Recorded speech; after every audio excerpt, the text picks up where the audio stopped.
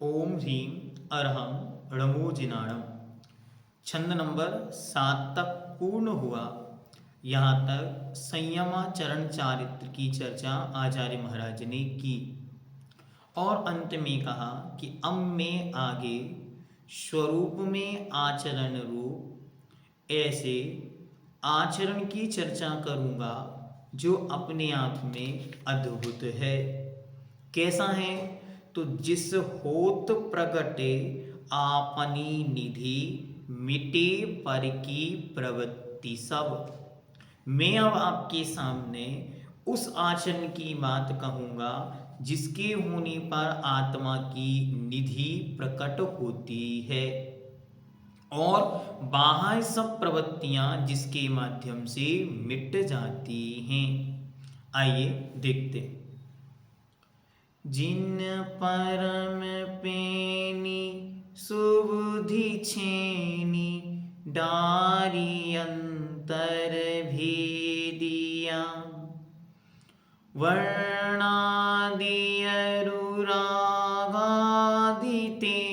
निज भाव को न्यारा किया निज माहि निज के हेतु निज करे आप को आपई कहे गुण गुणी ज्ञाता ज्ञान गेहे मझार कछु भेदन रहा। गुण गुणी ज्ञाता ज्ञान गेय मझार कछु भेद ना रहो। आइए अब एक एक शब्द का अर्थ देखते हैं।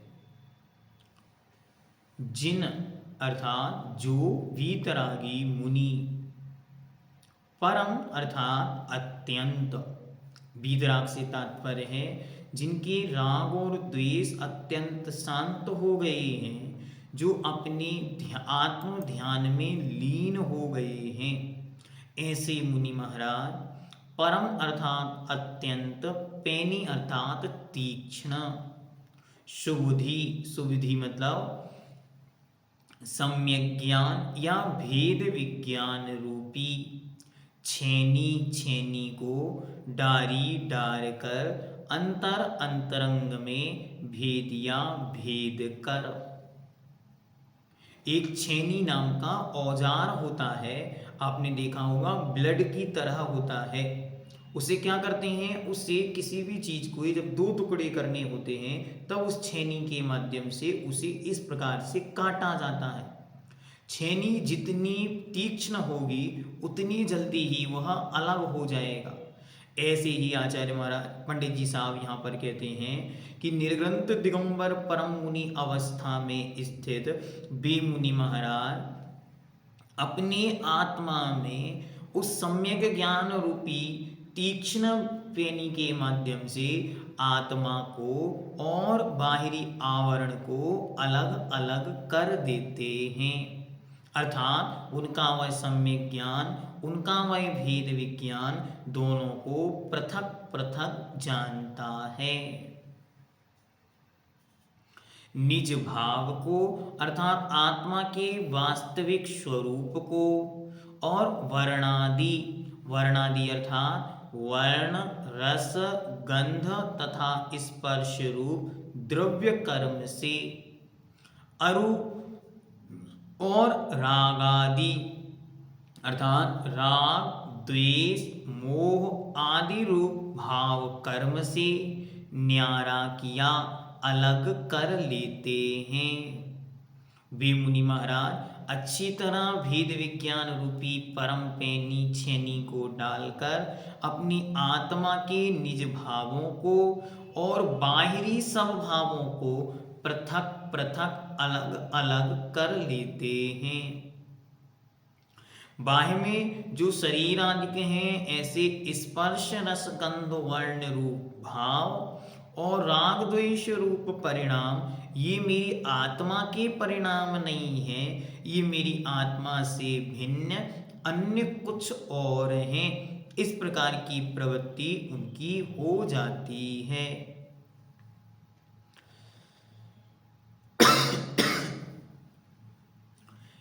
अतएव निज माही अर्थात अपने आत्मा में निज के हेतु अर्थात अपनी आत्मा के लिए निज कर आत्मा के द्वारा आपको अर्थात आत्मा को आप ही अपने आप गहो ग्रहण करते हैं। भी मुनिराज उस स्थिति में क्या करते, जब परभाव सब मुझसे भिन्न हो गए, मात्र एक आत्म तत्व ही वहां शेष रह गया। सो वह आत्म तत्व कैसा है, तो कहते हैं वे उस स्थिति में अपने आप में अपनी आत्मा के लिए अपनी आत्मा के द्वारा अपनी आत्मा को अपने आप ही ग्रहण करते हैं। अर्थात वहां आत्मा के अलावा अन्य कोई भिन्न पदार्थ उपस्थित नहीं है, एकमात्र स्वयं की आत्मा ही है। इसलिए अपनी आत्मा को अपनी आत्मा के द्वारा अपनी आत्मा से अपनी आत्मा में आत्मा को जानते हैं। तब गुण, गुणी, ज्ञाता, ज्ञान और ज्ञेय इनमें कुछ अर्थात थोड़ा भी भेद अंतर न अर्थात नहीं रहता है। ऐसी अवस्था में जब वे मुनि महाराज पहुंच जाते हैं, तब ऐसी पवित्र अवस्था में पहुंचने के बाद उनमें कोई अंतर नहीं बचता। क्यों? क्योंकि वहां केवल आत्म तत्व विराजता है, उसके अलावा अन्य कोई और भेद की चर्चा नहीं होती। इसीलिए वहां गुण अर्थात ये ज्ञान है, ये दर्शन है, गुणी अर्थात उन गुणों को धारण करने वाला आत्मा, तो आत्मा अलग है और ये ज्ञान और ये दर्शन आदि गुण अलग हैं। इनका कोई अंतर कोई भेद वहां नहीं रहता, अपितु दोनों एक मेक हो जाते हैं। ज्ञाता अर्थात जानने वाला, ज्ञेय अर्थात ज्ञान के विषय, जो ज्ञान के द्वारा जाना जाए उसे ज्ञेय कहते हैं। और ज्ञान अर्थात जो जानता है, जानने वाला, जानने वाली वस्तु और जानना, इन तीनों में कोई अंतर नहीं बचता। क्यों अंतर नहीं बचा? क्योंकि जानने वाला भी आत्मा है, जिससे जाना जा रहा है वो भी आत्मा है, और जिस वस्तु के माध्यम से जाना जाएगा उसका नाम भी आत्मा है। इसलिए जानने वाला मतलब ज्ञाता भी आत्मा है, ज्ञान भी आत्मा है, और ज्ञेय भी, ज्ञेय मतलब जानने योग्य वस्तु। जब सब कुछ एक में एक हो गया है, ऐसी उस पवित्र अवस्था का नाम शुद्धोपयोग है, एकत्व विभक्त है, साम्य है, स्वास्थ्य है। जभी इसे कहते हैं आत्मस्थ, ऐसी अवस्था जहां परम वीतरागता प्रकट होती है। आइए अर्थ देखते। जिन मुनिराज ने अत्यंत तेज तीक्ष्ण धार वाली भेद विज्ञान रूपी छेनी के द्वारा अंतरंग में पड़े अज्ञान के आवरणों को तोड़ दिया है और शरीर के वर्णादिक गुणों एवं राग द्वेषादिक कषाय भावों से अपने आत्मस्वरूप को पृथक कर लिया है। वे मुनि अपनी आत्मा में अपने आत्मा के लिए अपनी आत्मा के द्वारा अपनी आत्मा को आप स्वयं ही ग्रहण करते हैं। तब गुण गुणी, गुण मतलब ज्ञान दर्शन, और गुणी मतलब उस ज्ञान दर्शन को धारण करने वाली आत्मा। ज्ञाता अर्थात जानने वाला मतलब आत्मा, ज्ञान मतलब उस आत्मा की जानने की शक्ति, और ज्ञेय अर्थात जिसे आत्मा जानता है उसे कहते हैं ज्ञेय। इन सब में कुछ भेद नहीं रह जाता, अर्थात आत्म ध्यान में उन सब के विकल्प भेद मिट जाते हैं और वे सब एक मेक होकर प्रतिभासित होते हैं। एक बार पुनः छंद नंबर 8 के एक एक शब्द को देखते। जिन अर्थात जिन मुनिराजों ने परम प्रेमी अर्थात बहुत ही तीक्ष्ण सुबुद्धि छेनी, सुबुद्धि मतलब सुबुद्धि, सम्यक ज्ञान, भेद विज्ञान रूपी छेनी एक विशेष प्रकार का यंत्र, औजार, जो क्या करता है, जो किसी वस्तु को तोड़ने में, अलग अलग करने में काम आता है। इसके माध्यम से डारी अर्थात इसे डालकर अंतर भेदिया, अंतरंग को भेद दिया अर्थात पृथक पृथक कर दिया, या अंतरंग के बोध को जागृत कर दिया। क्या जागृत किया? वर्णादि अनुरागादिते निज भाव को न्यारा किया। राग द्वेष मोह वर्ण स्पर्श रस गंध वर्ण, ये सब मुझसे भिन्न अन्य कुछ और हैं और मैं इन सबसे भिन्न कुछ और हूं। जैसे पूर्व में भी कहा था, पुद्गल नव धर्म अधर्म काल, इन ते न्यारी है जीव चाल। ये अलग हैं और मैं आत्मा अलग हूं, मैं इन सबसे पृथक हूं। उसी ही इन्होंने यहाँ पर, वहां पर ज्ञान रूप में था, यहाँ आचरण रूप में है। तो वर्णादि अनुरागादि अर्थात राग द्वेष ते निज भाव को अर्थात अपने आत्म स्वभाव को न्यारा किया, अलग कर दिया है। फिर क्या किया?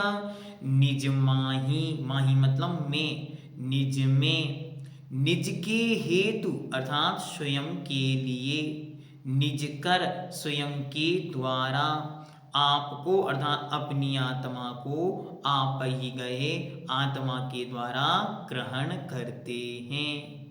वहां अन्य किसी और की नहीं, अन्य किसी और की आवश्यकता नहीं, वहां अन्य और किसी से कोई तात्पर्य, कहते नहीं कोई तात्पर्य नहीं, वे तो इन सबसे भिन्न अलग आत्म स्वरूप में स्थित हैं।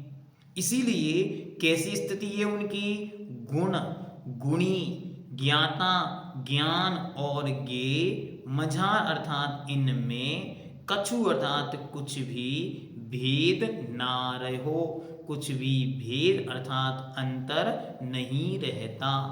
अर्थात गुण अर्थात ज्ञान दर्शन और उनको धारण करने वाला गुणी अर्थात आत्मा, इन दोनों में कोई अंतर नहीं, दोनों एक में। ज्ञाता अर्थात जानने वाला आत्मा, ज्ञान अर्थात जिस शक्ति के द्वारा आत्मा जानता है, और ज्ञे अर्थात जानने योग्य वस्तु या पदार्थ, इनमें नहीं, इनमें भी कोई अंतर नहीं रहा, सबका अंतर वहां मिट गया, एकमात्र आत्म तत्व ही वहां शेष है। कोई भी शब्द जो आपको समझ में ना आए इसमें, तो आप कमेंट के माध्यम से भी पूछ सकते हैं, बाकी इसमें सारे शब्द मैंने आपको अच्छी तरह समझा दिए। आइए अगले छंद की ओर चलते हैं, और यहाँ पर स्वरूपाचरण रूप चारित्र का और क्या स्वरूप है। अभी तो शुरुआत की कि वे मुनि महाराज अपने आत्म ध्यान में लीन होकर भेद विज्ञान सम्यक ज्ञान रूपी छेनी के माध्यम से अपने निज अंतरंग भाव आत्म परिणामों को अलग कर देते हैं और बाहर के राग द्वेष वर्णादि को अलग कर देते हैं। वास्तविकता में भी कोई अलग अलग वस्तुएं नहीं करते, अपितु उनके सम्यक ज्ञान की ऐसी प्रवृत्ति होती है कि वे आचरण में उनको दोनों अलग अलग समझ में दिखाई जानने में आने लगते हैं। ऐसा नहीं होता कि दूध में से पानी पानी अलग कर दिया, दूध दूध अलग कर दिया, ऐसा नहीं करते कि शरीर उठा के एक तरफ रख दिया और आत्मा उठा के एक तरफ रख दिया, नहीं, ऐसा नहीं होता। अपितु उस शरीर में स्थित रहते हुए भी वह शरीर अत्यंत भिन्न है और मैं आत्म तत्व हूं। आगे छंद नंबर 9। जहां ध्यान ध्याता ध्येय को न विकल्प वच भेदन, जहां चिद भाव कर्म चिदेश करता चेतना क्रिया तहाँ, तीनों अभिन्न अखिन्न शुद्ध उपयोग की निश्चल दशा, प्रगति जहाँ दृग ज्ञान व्रत ये तीन धा एक लसा। ये पंक्तियां बहुत अद्भुत हैं, एक एक शब्द का अर्थ बहुत गंभीर। क्या कह रहे हैं? जहां अर्थात जिस स्वरूपाचरण रूप चारित्र की स्थिति में क्या होता है, पहले क्या कहा था? गुण गुणी, ज्ञान ज्ञाता और ज्ञेय का भेद नहीं रहता। उसी को रिपीट करते हुए कहते हैं, जिस स्वरूपाचरण रूप चारित्र की स्थिति में ध्यान अर्थात किसी वस्तु पे एकाग्र चित्त होने की क्रिया, उसे कहते हैं ध्यान। तो वहां ध्यान, ध्याता अर्थात जिस वस्तु का ध्यान किया जा, जो ध्यान करता है उसे कहते हैं ध्याता। और ध्येय अर्थात जिस वस्तु का ध्यान किया जाए उसे कहते हैं ध्येय। इन तीनों का विकल्प अर्थात अंतर ना नहीं होता। तीनों एक में एक हो गए। ध्यान करने वाला भी आत्मा है, ध्यान की क्रिया भी आत्मा है, और ध्यान में जिसका ध्यान किया जा रहा है ऐसा ध्येय भी वहां केवल और केवल आत्मा है। इसलिए वहां इन तीनों का कोई भेद नहीं रहा। जहां अर्थात उस अवस्था में वच अर्थात वचन का भेद ना विकल्प नहीं होता, वहां वचनों की कोई प्रवृत्ति नहीं। तहां वहां पर तो कैसी स्थिति है? चिद भाव अर्थात आत्मा का स्वभाव ही कर्म है। यहाँ कर्म का अर्थ वो कर्म नहीं ज्ञानावरणादि, यहाँ कर्म का अर्थ है कर्ता को जो सबसे प्रिय वस्तु है वो कहलाती है कर्म, जिसे कहते हैं कर्तुरीप्सितम कर्म। जैसे राम पत्र को लिखता है तो यहाँ पत्र कहलाता है कर्म और करने वाला राम। तो ऐसे ही यहाँ पर उसके लिए कर्म कौन है? तो उसकी केवल आत्मा। तो आत्मा का स्वभाव ही कर्म है। और चिदेश, चिद मतलब होता है आत्मा, चित मतलब होता है आत्मा, और आत्मा ही कर्ता करने वाला है। जैसे राम पत्र को लिखता है तो राम करने वाला कर्ता हुआ, पत्र कर्म हुआ और लिखना उसकी क्रिया हुई। तो वैसे ही यहाँ पे कहते हैं वह आत्मा आत्मा को आत्मा के द्वारा आत्मा में स्थित होकर आत्मा के लिए आत्मा को आत्मा से जानता है। इसे कहते कर्म उच्चिदेश अर्थात वह आत्मा ही कर्ता करता है, करने वाला है। और चेतना अर्थात चेतना से युक्त आत्मा ही क्रिया क्रिया हो जाता है। अर्थात तीनों, ये तीनों कर्ता कर्म और क्रिया अभिन्न भेद रहित एक अखिन्न परस्पर बाधा रहित हो जाते हैं। वहां कर्ता कर्म और क्रिया का कोई अंतर नहीं बचता। अंतर समझना, जैसे एक बात हम बोल रहे, राम पत्र को लिखता है तो राम अलग हुआ, पत्र अलग हुआ, लिखना अलग हुआ। लेकिन इस शुद्धोपयोग की अवस्था में आत्मा आत्मा के द्वारा या आत्मा को आत्मा से आत्मा में स्थित होकर आत्मा के लिए जानता है। तो अंतर कहाँ बचा? नहीं, कोई अंतर नहीं बचा, सब एक मेक हो गए। तो कैसे हो गए? अभिन्न अर्थात भेद से रहित, अखिन्न परस्पर बाधा रहित हो जाते हैं। शुद्धोपयोग की अर्थात शुद्धोपयोग की निश्चल अर्थात अटल दशा हालत होती है। वह ऐसी स्थिति होती है जहां एकदम निश्चलता होती है, डगमग नहीं होता, चलयमानपना नहीं होता। जहां उस अवस्था में जिसमें दृग अर्थात सम्यक दर्शन, ज्ञान अर्थात सम्यक ज्ञान और व्रत अर्थात चारित्र, सम्यक चारित्र। ये ये तीनों एक ही एक रूप लसा शोभयमान होते हैं। ये तीनों एक में एक हो जाते हैं, तीनों अलग अलग दिखाई नहीं देते। जिस आत्म ध्यान की अवस्था में ध्यान, ध्याता और ध्येय का कोई भेद नहीं रह गया है और न वचन का विकल्प है, वहाँ चेतना की क्रिया, चेतना ही कर्ता, चेतना ही कर्म, चेतना ही कर्ता और चेतना ही क्रिया है। चेतना शब्द का अर्थ यहाँ पे आत्मा जानना, चेतना का अर्थ ज्ञान दर्शन से युक्त भी होता है। ये तीनों अर्थात कर्म, कर्ता, क्रिया एक और परस्पर बाधा रहित हो गए हैं। यह शुद्धोपयोग की स्थिर अवस्था है, जहाँ सम्यक दर्शन, सम्यक ज्ञान, सम्यक चारित्र तीनों होते हुए भी एक होकर शोभमान होते हैं। तीनों अलग अलग हैं। सम्यक दर्शन श्रद्धा करना, सम्यक ज्ञान जानना और सम्यक चारित्र मतलब आचरण करना। लेकिन इस अवस्था में तीनों एक मेक हो गए हैं, इन तीनों में कोई अंतर नहीं रहा। एक बार पुनः छंद नंबर 3 के एक एक शब्द को, 9 के एक एक शब्द को देखते। जहां अर्थात जिस अवस्था में, उस शुद्धोपयोग की अवस्था में ध्यान अर्थात जो ध्येय एकाग्र चित्त होने की क्रिया है उसे कहते हैं ध्यान। ध्याता जो ध्यान करता है उसे कहते हैं ध्याता।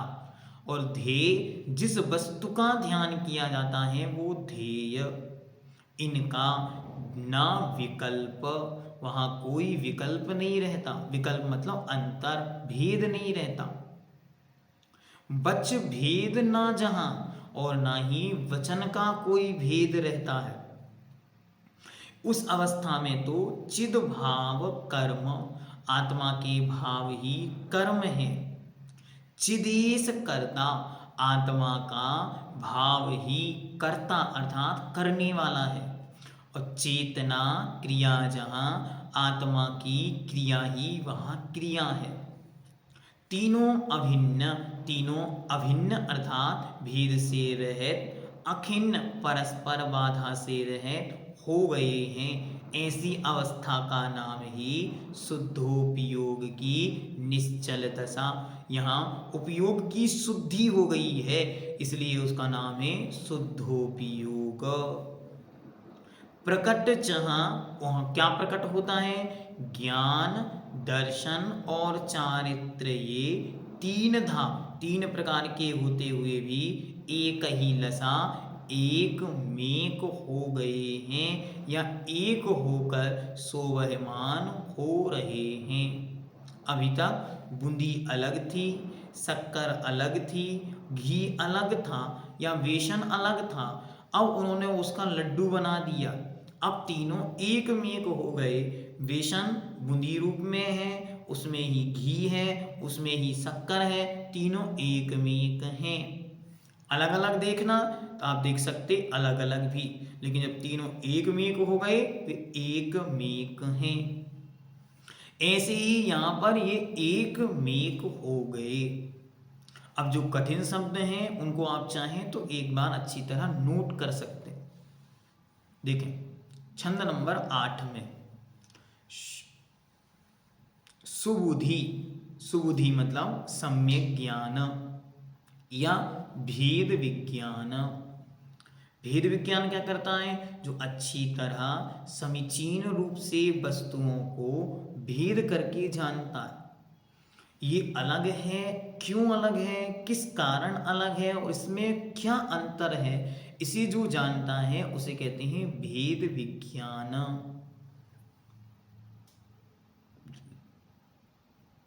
फिर अंतिम पंक्ति में शब्द आया गुण। गुण क्या है? गुण अर्थात है किसी भी वस्तु की जो स्पेशलिटी होती है वो कहलाती है गुण। जैसे आत्मा में ज्ञान दर्शन, पुद्गल में स्पर्श रस गंध वर्ण आदि। गुणी कौन होता है? तो आप चाहें तो लिख लें। गुण को जो धारण करता है वो गुणी कहलाता है, या गुण जिसमें पाए जाते हैं वो गुणी होता है। तो यहाँ अगर हम ज्ञान दर्शन को गुण मानेंगे तो गुणी होगा आत्मा। हम स्पर्श रस गंध वर्ण को गुण मानेंगे तो गुणी होगा पुद्गल। ज्ञाता, ज्ञाता मतलब होता है जानने वाला। अच्छी तरह नोट कर लेंगे ये शब्द, जीवन भर याद रहेंगे। ज्ञान, जिसके द्वारा जाना जाता है उसे ज्ञान कहते हैं।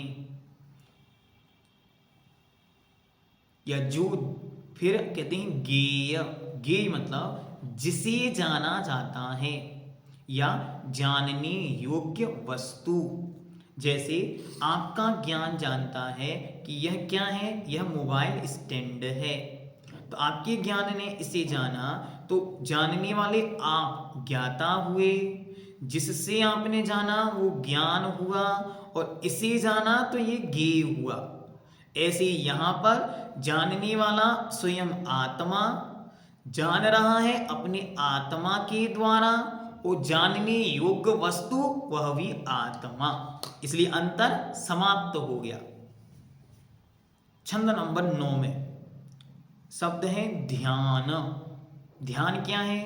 किसी एक वस्तु पर एकाग्र चित्त होना, मन का स्थिर होना, इसका नाम है ध्यान।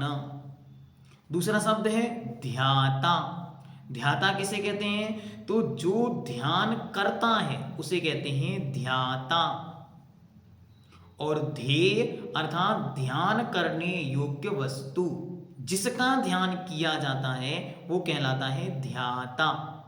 जैसे मैंने आंखें बंद करके और अरिहंत भगवान की प्रतिमा पर अपने ध्यान को एकाग्रचित किया, तो मैं ध्याता।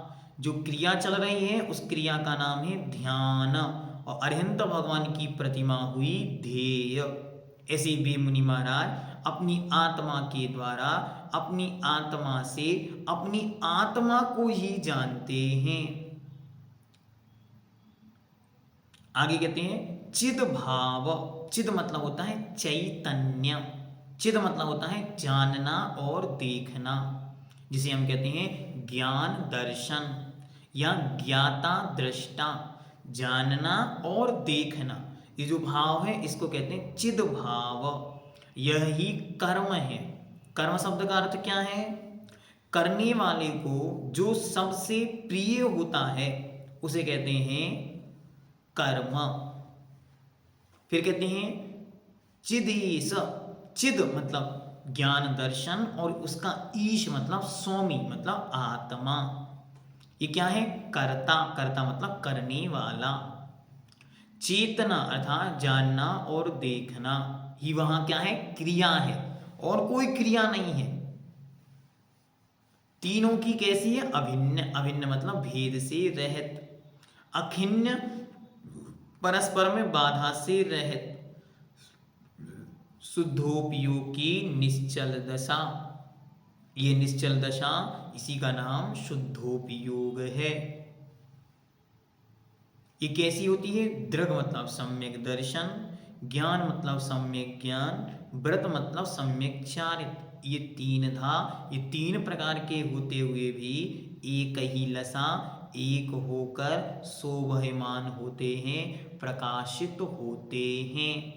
अर्थात वास्तविकता में ये अलग अलग हैं, लेकिन जब शुद्धोपयोग की निश्चल दशा में आते हैं तब ये तीनों एक मेक होकर प्रतिभासित होते हैं।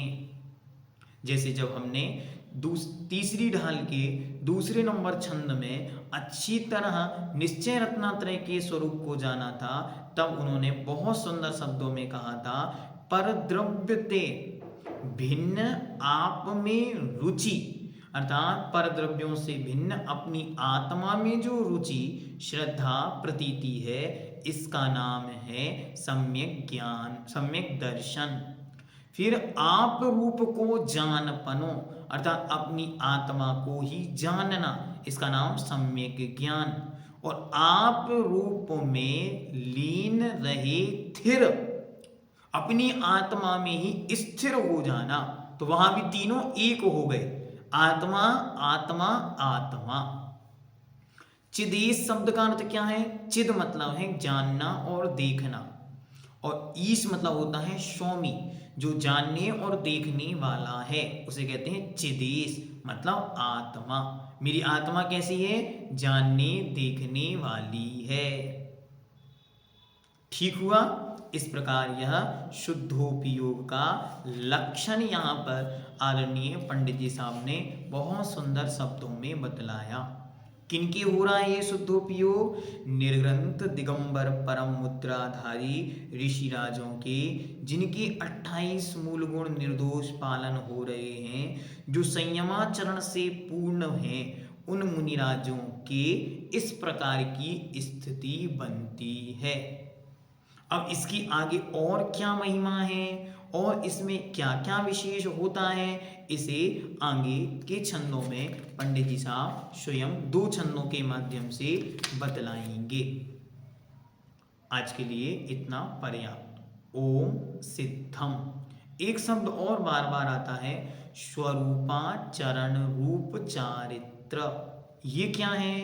तो स्व मतलब होता है अपना, रूप मतलब स्वरूप, अपनी आत्मा के स्वरूप में ही, चरण मतलब आचरण मतलब क्रिया करना, अपनी ही आत्मा के स्वरूप में लीन होना, अपनी ही आत्मा के स्वरूप की श्रद्धा करना, उसी का ज्ञान करना और उसी में स्थिर हो जाने का नाम स्वरूपाचरण है। इससे युक्त जो चारित्र है उसे ही स्वरूपाचरण रूप चारित्र कहते हैं। पहले भी अच्छी तरह बतलाया है कि स्वरूपाचरण नाम का कोई चारित्र जैन दर्शन में नहीं है। चारित्र तो सम्यक्त्वाचरण रूप चारित्र या संयमाचरण रूप चारित्र, ये 2 ही चारित्र हैं। संयमाचरण रूप चारित्र की पूर्णता होने पर जो स्थिति बनती है उसका नाम स्वरूपाचरण रूप चारित्र है। या जो मुनि महाराज जब आत्मा के ध्यान की स्थिति में लीन होते हैं और अत्यंत गहन तल्लीनता को प्राप्त होते हैं, कषायों से रहित या मंद कषायों के साथ जो उनकी आत्मा की परिणति होती है, उसका नाम शुद्धोपयोग है। ये किनके होता? ये केवल निर्ग्रंथ दिगंबर मुनिराजों के होता है। ओम सिद्धम, नमः सिद्धम।